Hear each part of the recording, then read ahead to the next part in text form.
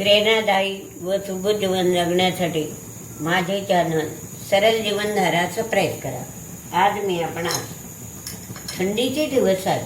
मला पण खूप थंडी वाजत होती, म्हणून मी आज टमाट्याचा सार करण्याचं ठरवलं. ते काय म्हणता, आला थंडीचा महिना, झटपट टमाट्याचा सार करा ना. तसं मी आज भरपूर थंडी आहे, खूप थंडी आहे, तर मी हे 4 टमाटे घेतले. आता हे 4 टमाटे घेऊन हे जे उकळतं पाणी त्याच्यामध्ये आपण हे शिजवून घ्यायचे. पण त्याच्या अगोदर थोडंसं काप केलं आपण तर ते मध्ये सुद्धा शिजून जातात, असे शिजून जातात मध्ये सुद्धा. तर हे अशा प्रकारे आपण काय करायचं, शिजू द्यायचं. 5-7 मिनिट शिजू द्यायचं. याला असं 5-7 मिनिट शिजू द्यायचं. बघा आपलं पाणी उकळतात. हे असे थोडं काप केलं तर बरं असतं, शिजून जातं लवकर. हे सोडते मी आता, सोडलं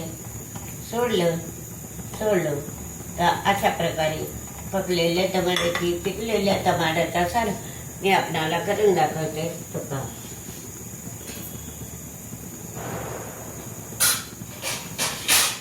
आता हे झाकण ठेवून 5-7 मिनिट होऊ द्यायचं. ठेवायचं असं झाकण, 5-7 मिनिट होऊ द्यायचं.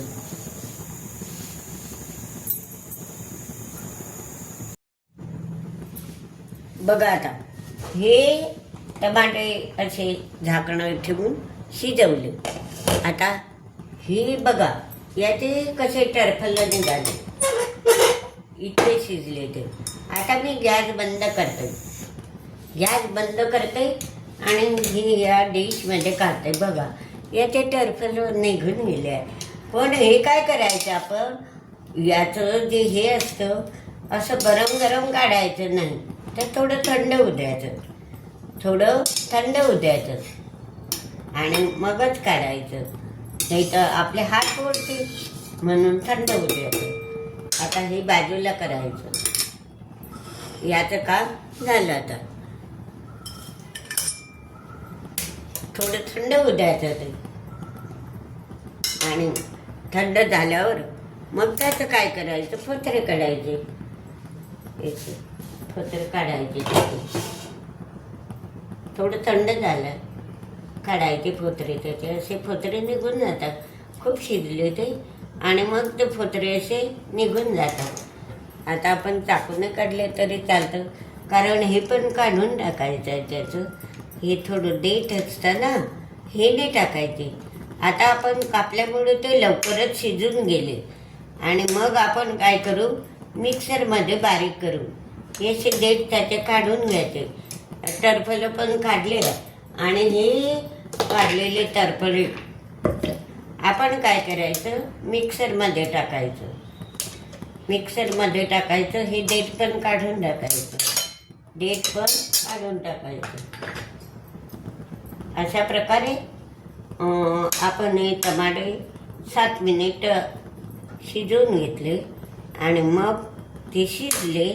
आणि आपण आता याचं सुंदर असं, हे बघा याची घाण पण आपण काढून टाकली. हे टरफलं काढून टाकलं आपण. हे काढल्यावर आता आपण काय करायचं, याचं बारीक करून मिक्सरमध्ये टाकायचं. मिक्सरच्या भांड्यात टाकायचं. टाकलं आपण मिक्सरच्या भांड्यात टाकलं. आता आपण काय करायचं, बारीक करायचं. याला हे काढून टाकायचं, देठ काढून टाकायचं. मग अगदी बारीक लगदा तयार करायचा. मी सुरू करते मिक्सरच सुरू करते. बघा आता सुरू.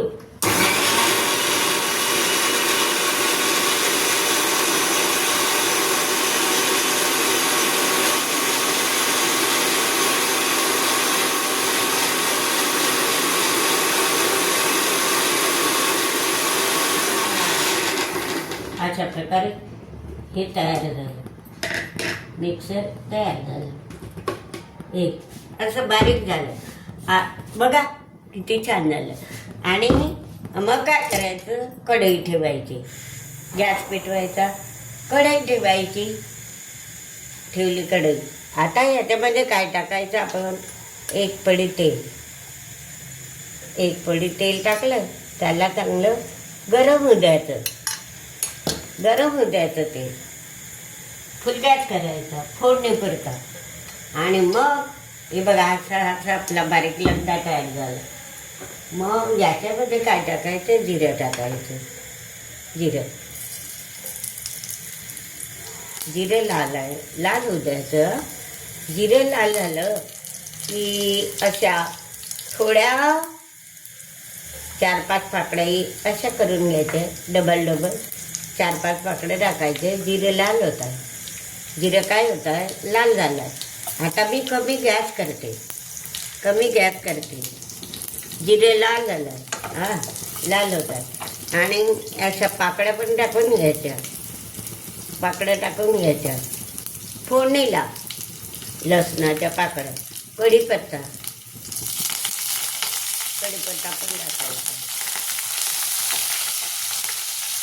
पण टाकायचा.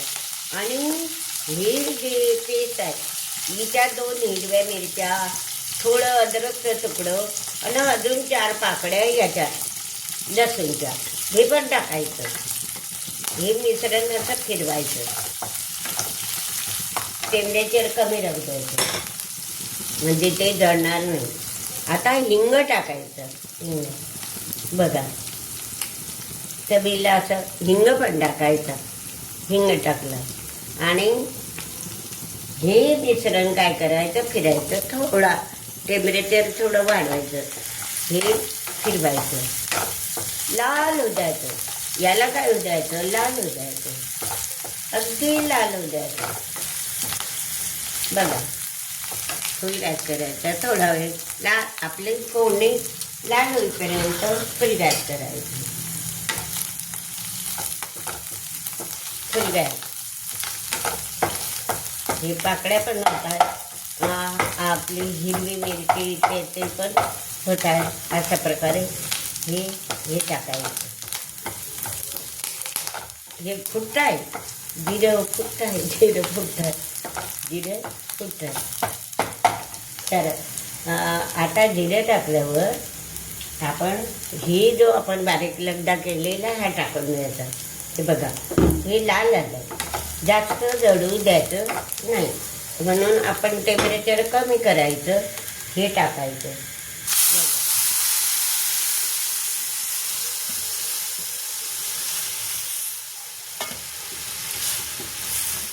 बघा टाकलं चांगलं. हे बघा हे असं घट्ट झालं. आता हे घट्ट झालं आणि याच्यामध्ये आता आपण काय टाकायचं माहिती आहे का, याच्यामध्ये हा जो लगदा तयार केला आहे त्याच्यामध्ये हे टाकायचं.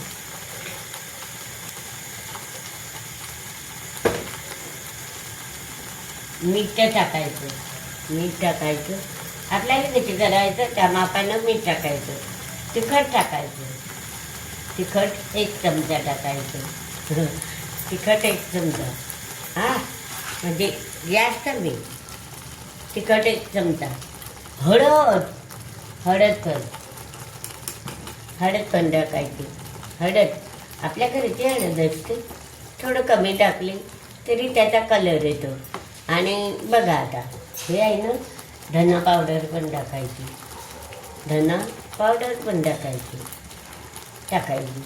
आणि मीठ तर टाकलंच आहे. आणि हा जो आपला काळा मसाला म्हणजे गरम मसाला असतो तो पण 1 चमचा टाकायचा. आता हे आपले सगळे पदार्थ इथे टाकून झाले.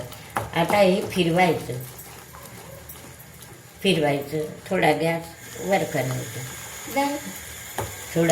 वर करायचा. म्हणजे फुल टेम्परेचर फुल करायचं. बघा 10 मिनिटात होते आपली रेसिपी. कलर बघा कसा लाल आला.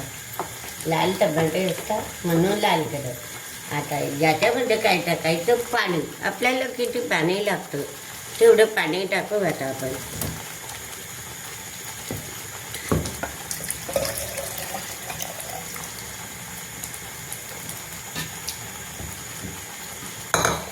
हे बघा, याला धुवूनच आपण पाणी टाकायचं, धुवून टाकायचं. आपल्याला जेवढं पाणी लागतं तेवढं टाकायचं. हे बघा झालं.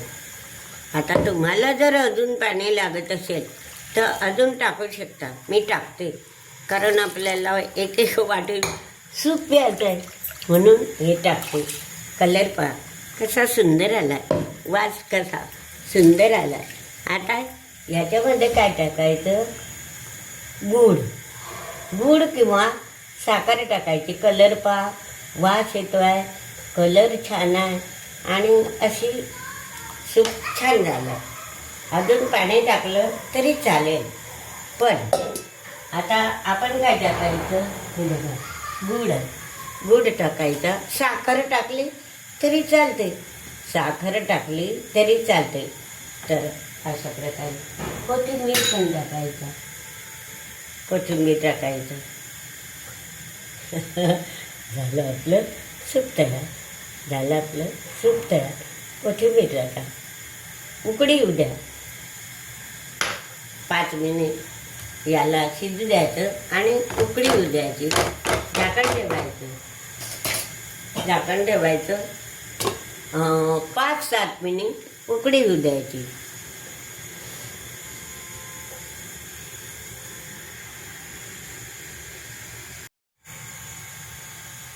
बघा आता हे 5-7 मिनिट शिजलं. हे बघा कशी उकडी येते, कलर पहा किती छान आलाय आणि वास पण खूप सुंदर येतो. तर बघा हे जे टमाट्याचं सूप आहे, आता मी गॅस बंद करते. आपला पूर्ण टोमॅटोचा सार झाला आहे. बघा कलर कसा, पाणी कसं, कोथिंबीर कसा, वास कसा सुंदर, लसूण आणि कोथिंबीर, हिंग. आणि आपलं उन्हाळ्याचे दिवस आहे, हिवाळ्याचे दिवस आहे. हिवाळ्याच्या दिवसामध्ये टोमॅटोचा सार पिणं खूप फायदेशीर असतं. आता टोमॅटोच्या साराचे फायदे काय आहेत, तर आपल्या शरीराला मजबूती येते. याच्यामध्ये अँटीऑक्सिडंट असतो. आपल्या हृदयावर हृदयदाब असला त्याच्यावर नियंत्रण राहतं, कॅन्सर असला त्याच्यावर नियंत्रण राहतं. आणि अशा प्रकारे आपण रोजही एक टमाटा खाल्ला तर काही हरकत नाही. पण आता मी जो सूप केला आहे, 1 वाटी तुम्ही प्या आणि 1 वाटी मी पिते. बघा किती सुंदर आलाय, वास सुंदर आहे, कलर सुंदर आहे. तुम्हाला पाहिजे तसा पातळ झालेला आहे. आणि म्हणून हा व्हिडिओ मी जशी कृती केली तशीच करा आणि हा व्हिडिओ लाईक व शेअर करा.